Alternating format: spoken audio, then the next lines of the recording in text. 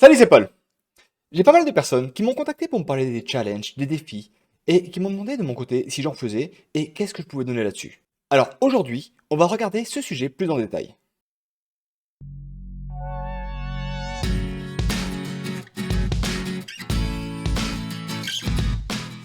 Alors déjà, je vais commencer par expliquer un peu ce que sont que les challenges, les défis, les profirmes, pour ceux qui ne connaissent pas ce sujet-là. Il y a des sociétés qui ont vraiment des capitaux importants et qui, au lieu de les faire gérer par d'autres traders en interne, vont plutôt chercher en fait des perles rares, on va dire ça comme ça, dans les traders qui se trouvent un peu partout sur le monde.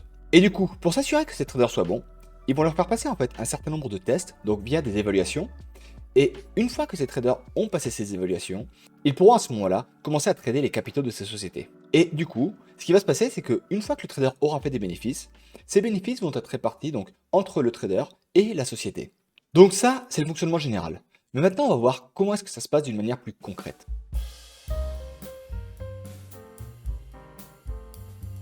Pour te montrer d'une manière plus concrète comment ça se passe, ce que je vais faire, c'est que je vais te montrer ça directement avec une plateforme de ProFirm. Il y en a pas mal qui sont présentes sur le marché, avec chacune leur spécificité. Donc, dans certains cas, tu vas pouvoir utiliser des robots, dans d'autres cas, tu ne pourras pas. Dans certains cas, il va falloir que tu clôtures toutes tes positions les week-ends et des choses comme ça. Et du coup, pour moi, celle qui m'a d'une part le plus parlé au niveau des règles, mais également au niveau de la réputation, c'est MyForexFound. Alors, au niveau du fonctionnement, c'est très simple. Ce que tu dois faire, c'est tout simplement aller dans la partie programme, et là, du coup, ils vont t'expliquer plusieurs programmes. Alors, si ça t'intéresse, n'hésite pas à faire un tour et tu regardes comment ça se passe. Celui qui personnellement m'intéresse, c'est la partie évaluation ici. Alors, quand tu es dedans, en fait, on va t'expliquer comment ça marche. On va t'expliquer qu'en fait, il va déjà falloir que tous les jours, tu aies un drawdown maximal quotidien de 5%. Ensuite, il va également falloir que tu aies un drawdown au total maxi de 12%. Et l'évaluation va se passer en deux phases. Il y aura une phase 1 qui s'arrêtera quand tu auras atteint les 8% de bénéfices et une phase 2 qui s'arrêtera quand tu auras atteint les 5% de bénéfices. Au total, il va falloir que tu traites pendant minimum 5 jours. Et après, il n'y a pas vraiment de restriction sur MyForexFound. C'est-à-dire que tu peux utiliser des IA, tu peux trader avec ou sans stop loss, tu n'as pas besoin de clôturer tes positions le week-end, etc., etc. Ce que je trouve intéressant chez eux, c'est que d'une part, au niveau des drawdowns, ils sont relativement larges par rapport à d'autres, et d'autre part, au niveau en fait des phases, au niveau de l'évaluation, ils sont un peu plus bas par rapport à pas mal de concurrents. Alors évidemment, je t'invite vraiment, si tu veux te lancer là-dedans, à prendre le temps de regarder ici les règles qu'il peut y avoir, parce qu'il y en a un certain nombre, et il faut savoir que dès que tu en enfreins une, tu es automatiquement dégagé de l'évaluation, et il faudra que tu recommences tout depuis le début.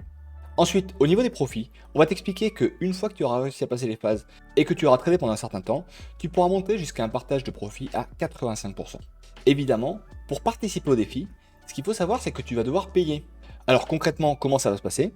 Pour participer à un défi qui plus tard va te permettre donc de faire comme si tu tradais avec 5000 $, il va falloir finalement que tu payes 49 $. Si jamais tu souhaites participer à un défi qui va te permettre de trader avec 10 000 $, eh bien, il va falloir que tu payes 84 $ et ainsi de suite. Et actuellement, avec eux, tu peux donc faire en sorte de participer à des programmes qui te permettent par la suite de gérer jusqu'à 300 000 $. Alors, quel est l'intérêt concrètement de faire ça? En gros, tu vas payer par exemple pour le plan ici à 100 000 $, 499 $ une fois pour participer à l'évaluation. Et une fois que tu as participé à l'évaluation et que tu as donc réussi à passer les deux phases là, donc la phase 1 avec 8% de bénéfices, la phase 2 avec 5% de bénéfices, et en respectant toujours un drawdown de 12% maxi et en ayant tradé tes 5 jours, et bien par la suite, tu vas donc avoir accès à un compte qui sera donc de 100 000 $. Et en fait, quand tu vas donc trader là-dessus et que tu vas gagner, disons par exemple 1 ou 2% sur un mois, et bien finalement, tu vas gagner 1 ou 2% de 100 000 $, donc avec le partage, donc il sera 85%, donc ce sera un peu moins que ça, mais finalement, ça te permettra d'accéder juste avec 500 $ à des sommes pour trader qui sont vraiment exceptionnellement hautes. En plus de ça, ce qu'il faut savoir, c'est qu'une fois que tu as passé les deux phases, et ben, cette somme-là de 499 $, t'es remboursé. Donc finalement, ça peut entre guillemets te coûter zéro si tu te débrouilles très bien. Mais on verra par la suite que sur le papier c'est intéressant, mais il y a quand même pas mal de subtilités qui pourront te compliquer la tâche.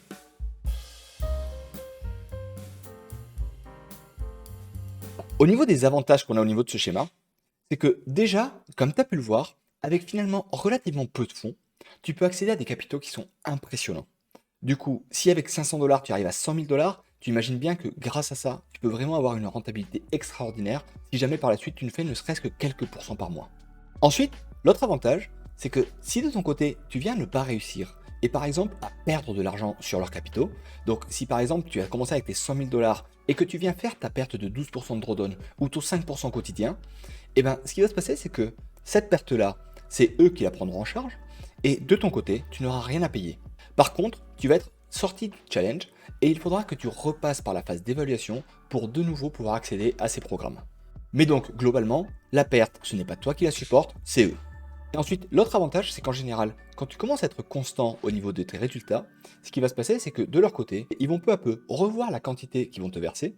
Et il y a certaines sociétés qui vont même te faire grossir ton capital en voyant que tu es un trader constant. Donc normalement, c'est gagnant-gagnant. Plus tu gagnes, plus ils gagnent. Et à ce moment-là, plus eux gagnent, plus ils vont par la suite te rémunérer pour que tu continues d'en faire encore plus. Alors, jusque-là, je t'ai présenté tout ce qui peut sembler effectivement hyper avantageux. On va gagner plein d'argent, on va pouvoir gérer des gros fonds, et ça va plutôt bien se passer. Par contre, là, et maintenant on va regarder un petit peu ce qui est réellement la réalité derrière ça, pour que tu comprennes que les défis, c'est potentiellement quelque chose de très intéressant, mais par contre, que ce n'est vraiment pas quelque chose qui est donné à tout le monde.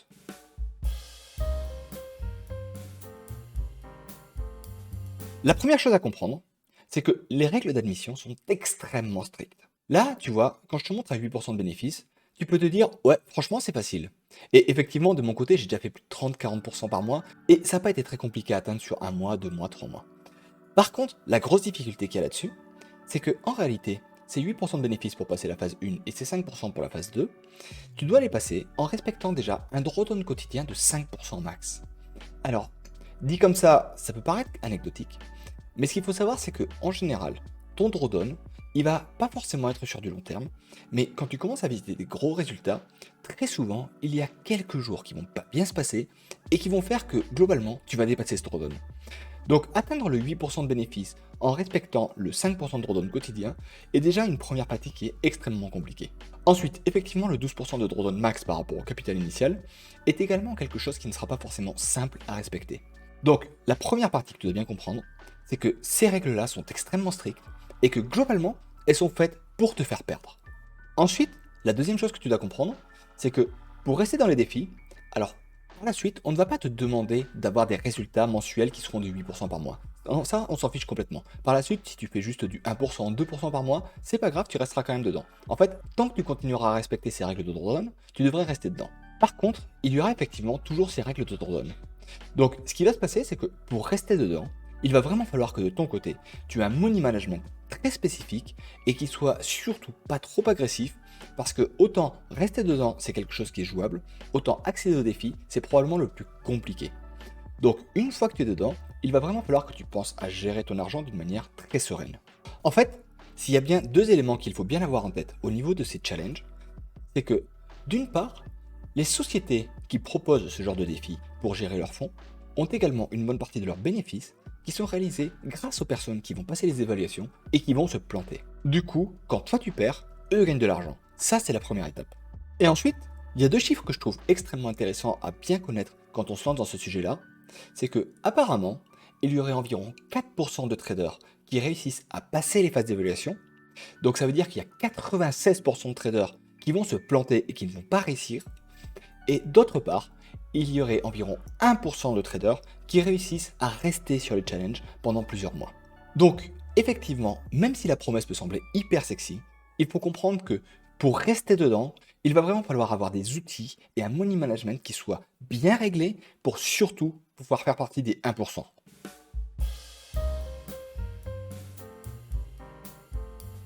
Au niveau des robots, une bonne partie des sociétés qui proposent ça acceptent les robots. Par contre, il faut effectivement regarder les règles qui sont imposées. Ensuite, ce qu'il faut comprendre, c'est que les robots qui peuvent fonctionner sur ce genre de défi ont des spécificités assez importantes. Il va falloir qu'ils puissent gérer les drawdowns quotidiens, les drawdowns totaux, il va falloir qu'ils aient un money management qui soit assez spécifique, il va falloir que tu puisses faire des backtests et des forward tests qui soient représentatifs sur du long terme pour savoir à peu près quelles sont tes chances de rentrer ou pas dans ces défis et pour savoir si oui ou non ils sont intéressants pour y aller. Et ensuite, une fois que tu es dedans, il va falloir effectivement que ces robots aient également des règles qui leur permettent de surtout ne pas être trop agressifs et de s'arrêter au bon moment. De s'arrêter si jamais on s'approche du drawdown max quotidien, de s'arrêter quand tu as atteint ton objectif mensuel et des choses comme ça. Parce que là, du coup, clairement, l'objectif, ce ne sera pas d'avoir un robot qui fera du 30% par mois. L'objectif, ce sera d'avoir un robot qui aura tout ce qu'il faut à l'intérieur pour rester et respecter les règles. Alors de mon côté, j'ai créé un robot et qui maintenant fait partie de la formation, qui effectivement a tout ce qu'il faut à l'intérieur pour passer ces défis. Par contre, comme moi-même je suis encore en train de travailler sur la phase d'évaluation, je n'ai effectivement pas sorti de programme spécifique sur le sujet des défis, le temps que effectivement j'ai bien la maîtrise de tout ce sujet-là. Là où je suis un peu plus tranquille, notamment parce que j'ai fait pas mal de backtest et de forward test au niveau de ces sujets-là, c'est que je sais que globalement, une fois que j'aurai réussi ces phases d'évaluation, pour rester à l'intérieur, là par contre, j'ai toutes mes chances. Ce que tu dois bien comprendre au niveau des robots et au niveau des défis en général, c'est que le passage des phases d'évaluation, il y a très peu de chances que tu réussisses à le passer du premier coup. Ça peut arriver, mais ce sera vraiment un coup de chance. Et ensuite, l'autre truc que tu dois comprendre, c'est que pour rester dans les défis, il va vraiment falloir que tu aies une superbe gestion ou des robots qui soient bien paramétrés pour surtout pouvoir rester le plus longtemps possible dans les défis, même si ton rendement ne sera pas exceptionnel. Parce que malgré tout, un petit rendement sur 100 000 euros, ça reste un excellent résultat pour toi.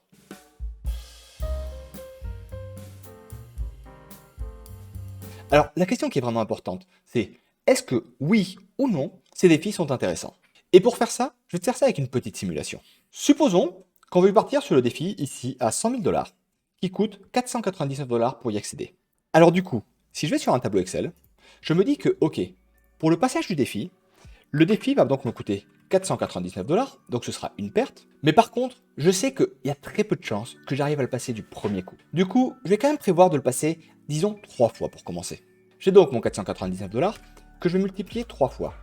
Ça, c'est le coût total de mon défi. Par contre, ce qui va se passer, c'est que une fois que j'ai réussi à passer mon défi, il y aura encore quelques règles supplémentaires pour ça. Mais en gros, le mois 1, donc le premier mois après, je peux espérer déjà avoir un remboursement des 499 €. Parce qu'en effet, ce sont des frais remboursables. Par la suite, ça veut dire que je serai en train de gérer un capital à 100 000 $. Et par contre, par la suite, comme je vais vouloir rester le plus longtemps possible dans les défis, ce que je vais faire, c'est que je ne vais surtout pas prévoir de faire des gros bénéfices avec eux. Je vais plutôt prévoir en fait de faire des petits gains parce que je suis très conscient qu'un drawdown quotidien à 5% risque fortement de me dégager si jamais je tente d'être un peu trop agressif. Donc de mon côté, pour ne pas être trop agressif, ce que je vais faire, c'est que je vais tout simplement en fait viser à avoir un risque qui sera très petit et du coup un bénéfice qui sera finalement assez petit. Donc on va imaginer que je vais viser à avoir un bénéfice de 1% par mois.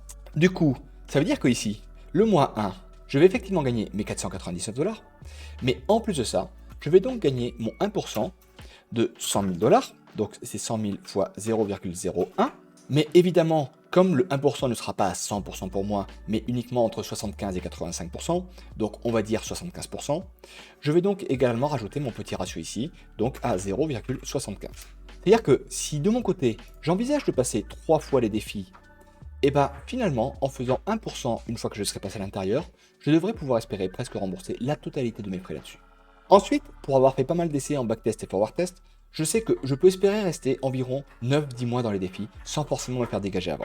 Mais donc là, pour ne pas viser une fourchette trop haute, du coup, je vais regarder et me dire que le mois 2, effectivement, je vais donc toujours gagner mon 100 000 $ fois 1% et toujours fois 0,75% vu qu'il y a une partie qui continue d'aller pour eux. Donc ça veut dire que le mois 2, j'espère gagner environ 750 $. Et cette opération-là, je ne vais pas la viser sur 8, 9, 10 mois comme prévu. Je vais plutôt la viser uniquement sur quelques mois comme ça. Donc disons 6 mois.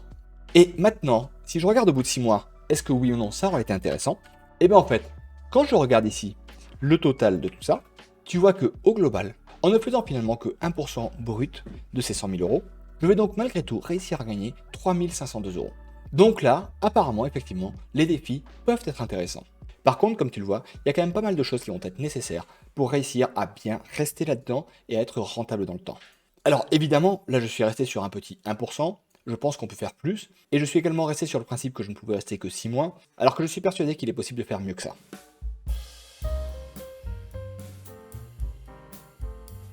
Je pense que les défis, ça peut effectivement être intéressant par la suite.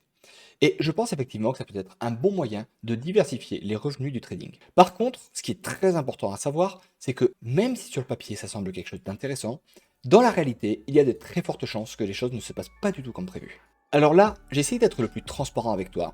Et comme je t'ai dit, pour l'instant, je suis encore en phase d'évaluation. Je sais que je devrais avoir quand même de bonnes chances d'y arriver, mais effectivement, ça prend du temps de réussir à passer ces phases-là. Alors, j'ai prévu à l'occasion de reparler tout ça quand de mon côté ce sera passé. Je suis pas très inquiet sur le sujet, je me dis juste que c'est une question de temps et de probabilité de ce côté-là. Mais donc, si le sujet t'intéresse, pense à t'abonner et à mettre la petite cloche. Ensuite, si de ton côté, le trading algorithmique est quelque chose qui t'intéresse, et que tu te dis que éventuellement par la suite, tu aimerais lancer des robots peut-être sur des défis, bah déjà ce que je t'invite à faire, c'est aller dans la formation où tu verras comment on fait déjà pour installer et paramétrer la plateforme qui te permettra de faire tourner les robots et comment on fait pour derrière lancer un robot.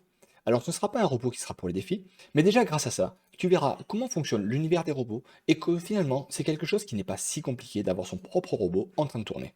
Allez, maintenant je vais te laisser, j'ai encore un peu de boulot pour passer ces défis et je vais te dire à bientôt. Ciao!